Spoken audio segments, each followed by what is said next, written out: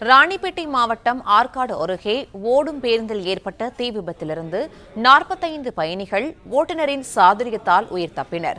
தீயணைப்பு வீரர்கள் போராடி தீயை அணைத்த நிலையில் பேருந்து முற்றிலும் எரிந்து நாசமானது. கூடுதல் விவரங்களை செய்தியாளர் மார்ட்டின் வழங்க கேட்கலாம். மார்ட்டின், வணக்கம். இந்த சம்பவம் தொடர்பான விவரங்களை பதிவு பண்ணலாம்.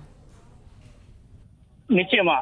ராணிப்பேட்டை மாவட்டம் ஆற்காட்டில் இருந்து எசைனூர் தடம் எண் 31 மகளிர் விடியல் பயணம் நகர பேருந்து இயக்கப்பட்டு வருகிறது. இந்த பேருந்தானது வேலூர், சக்கரமல்லூர், எசைனூர், புதுப்பாடி, ஆற்காடு உள்ளிட்ட பகுதிகளில் இருந்து தொடர்ச்சியாக பயணிகளை அழைத்து செல்வது வழக்கம்.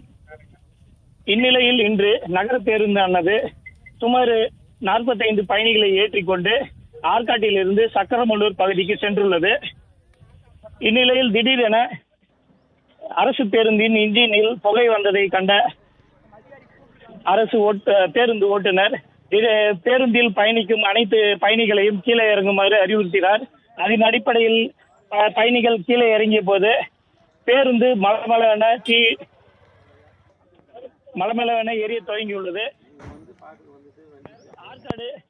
ஆற்காடு தீயணைப்பு துறையினருக்கு பிளே ஸ்டோர் மற்றும் ஆப் ஸ்டோரில் இருந்து பாலிமர் செயலியை QR கோடு மூலம் பதிவிறக்கம் செய்யுங்கள். செய்திகளை உடனுக்குடன் பெறுங்கள்.